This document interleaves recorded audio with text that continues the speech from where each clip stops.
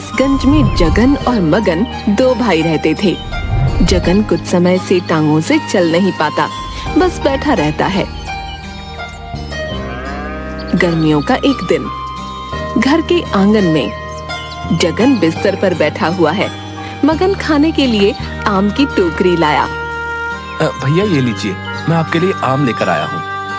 अरे वाह, तुम्हें पता है मैं अभी यही सोच रहा था कि कहीं से आम खाने को मिल जाते इस मौसम में तो बड़ा मजा आता। आओ बैठो मेरे पास।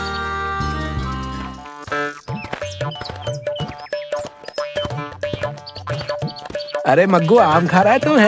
है मुझको भी देना रे। आजा बैठ, आज ही लाया हूँ बाजार से। तू जानता है मुझे तुझसे तेरी एक चीज चाहिए जिसकी मुझे बहुत जरूरत है। हाँ मैं जानता हूँ तुझे किस चीज की जरूरत है, मेरे दिमाग की। ए पागल है तू, है? इतने सारे भूसे का मैं क्या करूंगा? है खाली भूसे में आग लग गई तो मेरी तो जिंदगी बर्बाद हो जाएगी भैया। मुझे तो तेरी हाइट चाहिए, हाइट। ए कितना लंबा है रे तू? गबरू तू पिटेगा वहां। मग्गू अच्छा चल माफ कर दे। मग्गू मत बोल मुझे। तो क्या बोलूं मैं? भैया बोल मुझे। अच्छा भैया, मुझे 2 आम दो ना, पक्का तुझे मग्गू नहीं बोलूंगा। सच बोल रहा है ना? अब देख तू खुद ही भरोसा नहीं कर रहा। अच्छा ठीक है, ये ले। गबरू ने आम पकड़े और गेट के सामने गया और जोर जोर से कहने लगा, मग्गू मग्गू मग्गू। तेरी तो जाने देना, छोटा है वो, तो भी ना बच्चों जैसी हरकतें करता है। अच्छा चल छोड़ इसे, कल गुरुजी आने वाले हैं, सारी तैयारियां कर देना, ठीक है? जी भैया। अगले दिन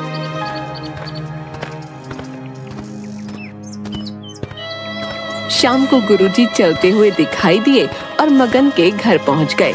मगन आंगन में झाड़ू मार रहा था। गुरुजी आप आइए। यात्रा कैसी रही आपकी? सब ठीक था मगन, क्या बात है, जगन नहीं दिख रहा? गुरुजी अंदर है भैया, आप आइए। अरे जगन, कैसे हो बेटा? मैं ठीक हूँ गुरुजी। तू तो बड़ा मोटा हो गया है। हाँ गुरुजी, इधर उधर जा नहीं पाता, अब क्या करूं? बेटा, हर बीमारी की जड़ है मोटापा। ये ना खुद के लिए अच्छा है ना दूसरों के लिए। दूसरों के लिए? बेटा, जिस दिन भगवान का बुलावा आएगा उस दिन तो खुद की टांगों पे जा नहीं पाओगे। अब भला क्यों दूसरों की टांगों को तोड़वाना है? बाहर से आवाज आई, मगन, ओ मगन, घर पे हो? ये ले खीर, प्रसाद है, सब लोग खा लेना। वाह दीदी, सही समय पर आई हो। आज हमारे घर में गुरुजी आए हैं। गुरुजी? कौन गुरुजी? वो हमारे माँ बाबा की तरह है दीदी, उन्होंने ही हमें पाला है। वो बहुत ही ज्ञानी पुरुष हैं, वो हर किसी की मदद करते हैं, उनके पास हर मुसीबत का हल होता है। उन्हें भी खिलाना ये ठीक है? और सुन, मुझे भी मिलना है उनसे, मिलवा देगा? क्यों नहीं दीदी, आप कल आना, आज वो थक गए हैं, बहुत दूर से आए ना इसलिए। चल ठीक है, मैं कल आती हूँ शाम को। ठीक है। कांता जा रही है, तभी उसे उसकी पड़ोसी लीला दिखी। कहाँ से आ रही है कांता? मगन के घर प्रसाद देने गई थी, थोड़ा तेरे घर भी भिजवा दिया है, खा लियो। मेरी सास ने छोड़ा होगा तब खाऊंगी ना। तुझे पता है जगन भैया के घर उनके कोई गुरुजी आए हैं। मगन तो उनकी बहुत तारीफ कर रहा था, उन्होंने ही इन दोनों को पाला है, कल चलेगी उनसे मिलने। ठीक है, सुन जब जाएगी ना मुझे आवाज दे देना, मैं भी आ जाऊंगी। ठीक है, मैं चलती हूँ। दोनों अपने घर चली गईं। रात का वक्त गुरुजी और जगन खाने के लिए बैठे हैं। मगन ने खाना परोसा। वाह वाह मग्गू, तू तो बहुत ही बढ़िया खाना बनाना सीख गया है। धन्यवाद गुरुजी। आ, तू भी बैठ, आजा। तीनों खाना खाते हैं। गुरुजी आप यहाँ सो जाइए। सब सो गए। अगले दिन सुबह लीला, ओ लीला, चल। हाँ दीदी आ गई, बस। कितनी देर करती है तू? आपका तो पता ही ना कितना काम होता है। हाँ वो तो है, चल अब जल्दी चल। दोनों मगन के घर पहुंच गए। मगन, अरे ओ मगन, आया दीदी। देख मैं लीला को भी लाई हूँ। आइए ना, अंदर आइए। गुरुजी, ये आपसे मिलने आए हैं। ये हमारे पड़ोस में ही रहती हैं। आओ बेटी, क्या बात है? प्रणाम गुरुजी, मेरा नाम कांता है। मगन ने मुझे बताया कि आप लोगों की परेशानियों को सुलझाते हैं। मेरे पति हर शाम शराब पीकर आते हैं, इस वजह से हमारी लड़ाई भी होती है। वो कहते हैं मैं छोड़ना तो चाहता हूँ पर छूट ही नहीं पा रही है। आप ही बताइए ना कि ऐसा क्या करूँ जिससे वो ये आदत छोड़ दें। तुम्हारा पति खाना कितने बजे खाता है दोपहर में? 2 बजे? आज से उसे 2 डब्बे खाने को देना। एक वो 2 बजे खाएगा और दूसरा तब जब उसका काम खत्म हो जाएगा, उससे थोड़ी देर पहले। उस डिब्बे में तुम मिठाइयाँ फल डाल देना और ऊपर से ये छिड़क देना, ठीक है? जी गुरुजी। गुरुजी, मेरा नाम लीला है। मेरी सास ने मेरा जीना हराम करके रखा हुआ है। कभी सीधे मुंह बात ही नहीं करती। मैं तो दुखी हो गई हूँ इस रोज रोज के तमाशे से। ये लो, इसे अपनी सास के खाने में डाल देना। तुम्हें कल सुबह से ही असर दिखना शुरू हो जाएगा। धन्यवाद गुरुजी। मैं चलती हूँ गुरुजी। मैं भी चलती हूँ गुरुजी। क्या गुरुजी, सच में वो ठीक हो जाएंगे? क्यों नहीं, तुम खुद ही देख लेना। क्यों जगन? दोनों मुस्कुराने लगे।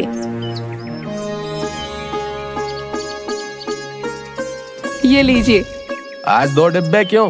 मैं गुरुजी से मिली थी कल, उन्होंने कहा इससे आप ठीक हो जाएंगे। आप ये बड़ा वाला दोपहर में खा लेना और छोटा वाला काम खत्म होने से थोड़ी देर पहले। अरे तुम भी ना कांता, चलो अब तुम कहती हो तो खा लूंगा। काम पे जाने के बाद रमेश ने वैसा ही किया। पहले दोपहर में बड़ा वाला डिब्बा खत्म किया और शाम को दूसरा वाला डिब्बा। काम खत्म होने के बाद वो घर चला आया। आज आप इतनी जल्दी? आज तो इन्होंने शराब भी नहीं पी है। लगता है गुरुजी का टोटका काम कर गया। अच्छा सुनो, खाना लगा दो, भूख लग रही है। अब रुकिए, मैं कुछ बना देती हूँ। ठीक है। कांता खाना बनाने में लग गई। जैसे ही वो रमेश के पास गई, उसने देखा रमेश सोया हुआ है। लगता है काफी थक गए हैं, इन्हें सोने देती हूँ। सुन बहू, इधर आइयो, वो देना मुझे। लीला? हाँ दीदी। तुझे पता है कमाल ही हो गया, इन्होंने कुछ दिनों से न शराब पी है न मुझसे लड़ाई की। हाँ दीदी, आपको पता है मेरी सास मुझसे प्यार से बात कर रही है। पहले तो सीधा मुंह बात तक नहीं करती थी, पर अब तो पूरी बदल गई है। धीरे धीरे ये बातें पूरे गांव में फैल गईं। एक दिन उस गांव की ठकुराइन गुरुजी से मिलने उनके पास गई। ठकुराइन जी, आप यहाँ कैसे? सब ठीक तो है? मुझे गुरुजी के बारे में पता चला और ये भी कि कैसे उन्होंने लोगों की दिक्कतों को ठीक किया, इसलिए मेरे मन में भी उनसे मिलने की इच्छा जाग गई है। कहाँ है गुरुजी? उन्हें बुलाइए। रुकिए, बुलाता हूँ उन्हें। क्या हुआ बेटी? बाबा जी, क्या आप मेरी समस्या सुलझा देंगे? क्यों नहीं बेटी, क्या बात है? बाबा, मेरे पति जब देखो काम करते रहते हैं, घर में रुकते तक नहीं है, बस आते हैं, खाते हैं और सो जाते हैं। अब आप ही बताइए ना मैं क्या करूं? मुझे तो याद भी नहीं कि उन्होंने आखिरी बार मुझसे बैठकर आराम से बात कब की थी। वो इतना काम करते ना कि उनके पास हमारे लिए फुर्सत भी नहीं है। ये लो, इसे रात को खाने में मिला देना, कल से ही तुम्हें असर दिखना शुरू हो जाएगा। अगर आपकी बात सच निकली तो आप जितना धन मांगेंगे आपको मिलेगा। बेटी, जब हम किसी को धन देते हैं ना किसी चीज के बदले, तो हम सामने वाले की वो चीज खरीद लेते हैं। मुझे धन नहीं चाहिए, मैं ये सब दूसरों की मदद करने के लिए करता हूँ। और रही बात धन की, तो जब समय आएगा तो सब नसीब में खुद ही आ जाएगा। ठीक है गुरुजी, अब मैं चलती हूँ।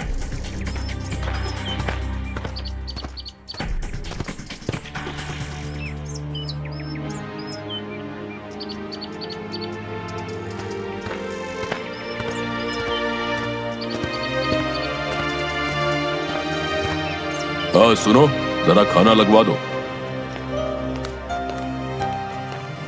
जी अभी लगवाती हूँ। इनके खाने में ये डाल देती हूँ, क्या पता जैसा गुरुजी ने कहा वो सच हो जाए।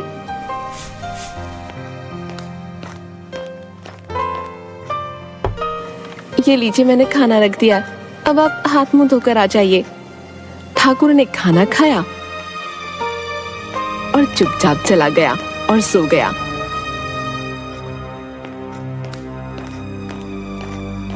काश गुरुजी ने जो कहा है वो सच हो जाए, न जाने कब तक ऐसा ही चलता रहेगा। हाय रे मेरी किस्मत। अगली सुबह ठाकुराइन नहाकर आई, फिर कमरे में उसने देखा वहाँ मुंशी जी खड़े हैं। मुंशी जी, आज से कुछ दिनों तक आप ही ये सब संभालेंगे। मैं कुछ दिन आराम करना चाहता हूँ। जी ठाकुर साहब। आप आज गए नहीं? मैं सोच रहा हूँ कुछ दिन घर पर आराम करूँ। आप सही सोच रहे हैं, आप घर पर आराम करिए। जब देखो आप काम करते रहते हो। आपको जो चाहिए आप मुझसे मंगाना, मैं आपको दूंगी। आपको जो खाने का मन करे आप बता देना, ठीक है? तुम मेरा कितना ध्यान रखती हो, मैं ये देखकर बहुत खुश हूँ। हे प्रभु, गुरुजी की जय हो। आज कितने दिनों बाद मन को सुकून मिल रहा है। सुनिए ना, मैं चाहती हूँ कि गांव में ना एक गुरुजी आए हुए हैं। वो बहुत ही अच्छे इंसान है, एकदम नेक इंसान है और ज्ञानी भी। मैं चाहती हूँ कि हम उन्हें हमारे घर बुलाएं और साथ में गांव के सारे लोगों को भी बुलाएं, ताकि गुरुजी से मिलने का मौका सभी को मिल सके।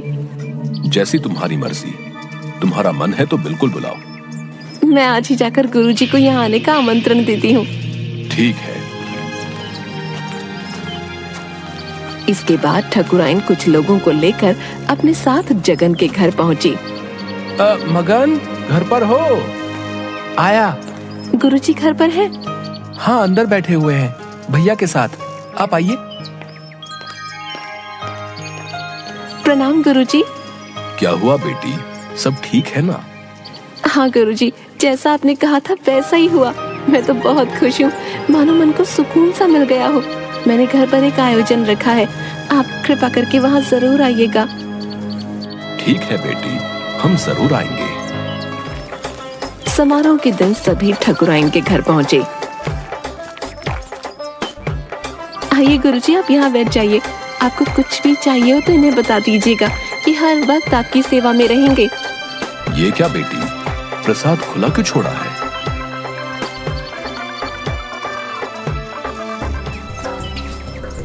ये लो, इस कपड़े से ढक दो। ऐसे नहीं छोड़ते, ठीक है, खाने को। जी गुरुजी। इसके बाद गुरुजी ने काफी लोगों की मुसीबतों को सुना और उन्हें उपाय भी बताए। इसके बाद गुरुजी ने सब जगह गंगा जल छिड़का और सबको प्रसाद बांट दिया। सब ने प्रसाद खाया और अपने अपने घर चले गए।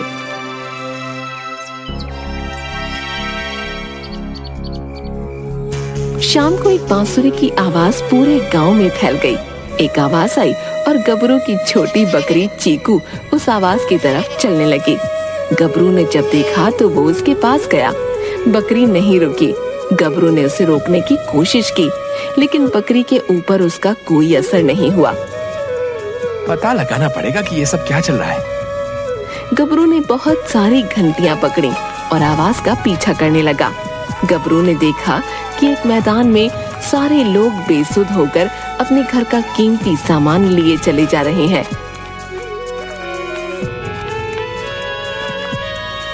छोड़ दो इन सबको, तुम हमारे साथ ये सब क्यों कर रहे हो? अच्छा, ये रह गया था, पकड़ो इसे भी। पकड़ लो इसे और बात दो। जैसे ही वो लोग गबरू की तरफ आए, गबरू ने घंटियां बजाईं और अचानक सभी लोग होश में आ गए। ये सब क्या हो रहा है? हम सब यहाँ, ये सब चोर हैं पिताजी, इन्हें आप सब पकड़ लो। सबने उन सबको पकड़ लिया। गबरू के पिताजी ने एक चोर के मुंह से कपड़ा हटाया। जगन, तुम खड़े हो सकते हो? अरे वाह, चमत्कार हो गया। देखो गुरुजी की कृपा से अब मैं चल सकता हूँ। अपना ये नाटक बंद करो। भैया आप, यहाँ ये सब क्या चल रहा है? मैं बताता हूँ ठाकुर साहब, इन्होंने हमें अपने वश में कर लिया था। उसी का नतीजा है कि आप सब यहाँ खड़े हैं। ये सब हमें लूटने आए थे। इन्होंने हमारा धन उस बैलगाड़ी में रखा है। आपने ये सब क्यों किया? लोग तो आप दोनों की कितनी इज्जत करते थे। अब चलो बताओ, दोनों ने ये सब क्यों किया? दोनों चुप थे। ठाकुरों के एक आदमी ने जगन के पैर पर लाठी मारी। जगन बोल पड़ा। बताता हूँ। मैंने और गुरुजी ने मिलकर ये योजना बनाई थी। तो हमने प्रसाद के ऊपर जब गंगा जल छिड़का, उस समय गुरुजी ने अपनी बनाई दवाई प्रसाद में मिला दी, जिसे खाने के बाद जैसे ही हमने बांसुरी बजाई, आप हमारे वश में हो गए। मैं कोई साधु नहीं हूँ, मैं एक वैद्य हूँ। मैं अपनी दवाइयों से लोगों की समस्या सुलझाता हूँ। भैया, मैं सोचता था कि मैं हमेशा आपका ख्याल रखूंगा और कभी आपको अकेला नहीं छोड़ूंगा, लेकिन आज जो मैंने देखा, मुझे नहीं लगता कि इसके बाद मैं आप पर विश्वास कर पाऊंगा। मैं तुझे एक अच्छी जिंदगी देना चाहता था, इसलिए मैंने ये सब किया। भैया, आपको सच में लगता है कि इन पैसों से मेरा भला होगा? मुझे माफ कर दे मगन। मुझसे बात मत करिए भैया। लेकिन आपने मेरे पति की वो आदत कैसे छुड़वाई? मैं समझ गया था कि तुम्हारा पति शराब छोड़ना तो चाहता है, लेकिन छोड़ नहीं पा रहा। इसलिए मैंने उसे थकान वाली दवाई दी, जिसे खाने से उसे काम के बाद थकान लगने लग जाती और वो सीधा घर आता और सो जाता, जिससे उसकी पीने की आदत छूट गई। और आपने मेरी सास को कैसे सुधारा? बेटी, दवाइयों के उपचार और थोड़ी सी बुद्धि का इस्तेमाल कर ही मैंने सबकी समस्याओं का समाधान किया है। आपने ये सब क्यों किया? आप तो बड़े अच्छे इंसान थे। आपने हम सबकी मदद की थी, फिर भी ऐसा क्यों किया? मजबूरी थी ठाकुराइन। हम एक अनाथ आश्रम चलाते हैं। वहां कई ऐसे बच्चे हैं जो अनाथ हैं, दिव्यांग हैं। उनके जीवन को बदलने के लिए हम ये सब करते हैं, ताकि उन्हें बेहतर जिंदगी दे सकें। कुछ दिनों से आश्रम में दान दक्षिणा ना के बराबर थी, इसलिए हमें ये कदम उठाना पड़ा।